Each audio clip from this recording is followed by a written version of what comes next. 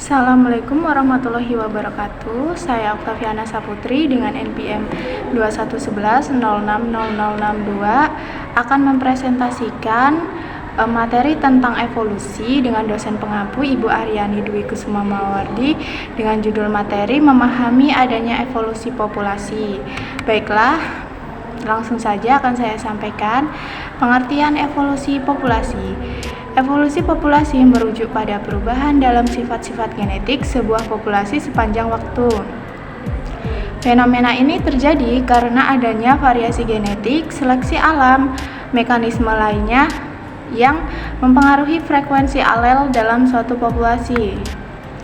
Mekanisme populasi yang pertama ada variasi genetik. Variasi genetik yang terjadi melalui mutasi, rekombinasi genetik, dan migrasi menghasilkan keragaman genetik dalam populasi. Yang kedua ada seleksi alam. Melalui seleksi alam, individu dengan sifat yang lebih baik adaptasi untuk bertahan hidup dan berkembang biak lebih mungkin bertahan. Yang ketiga ada perubahan frekuensi alel. Frekuensi alel di dalam populasi berubah seiring waktu karena adanya faktor-faktor genetik dan lingkungan yang mempengaruhi reproduksi individu. Selanjutnya ada faktor-faktor yang mempengaruhi evolusi populasi. Yang pertama ada satu, generasi seleksi. Perbedaan dalam kelangsungan hidup dan reproduksi individu pada satu generasi dapat mempengaruhi evolusi populasi. Yang kedua, ada migrasi dan isolasi. Perpindahan individu antar populasi atau isolasi geografis dapat mempengaruhi pertukaran genetik dan evolusi. Yang ketiga, ada teori evolusi Darwin. Konsep seleksi alam oleh Charles Darwin menjelaskan bagaimana sifat-sifat menguntungkan berkembang dalam populasi seiring waktu. Yang keempat, ada perubahan lingkungan. Perubahan lingkungan seperti iklim dan habitat dapat mempengaruhi tekanan seleksi dan arah evolusi populasi.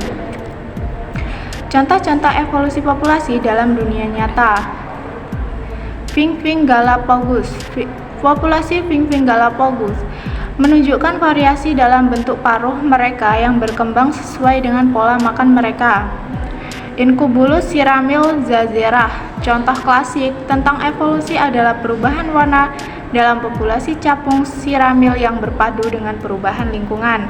Ketahanan bakteri terhadap antibiotik.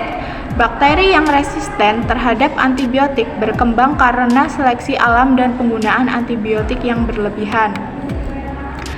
Selanjutnya ada pentingnya memahami evolusi populasi, yaitu yang pertama ada konservasi spesies. Memahami evolusi populasi membantu melindungi dan mempertahankan spesies yang terancam punah. Yang kedua ada kesehatan manusia. Melalui pemahaman evolusi dapat dibantu pengembangan strategi untuk melawan penyakit menular dan resistensi antibiotik. Selanjutnya yang ketiga, perbaikan pertanian.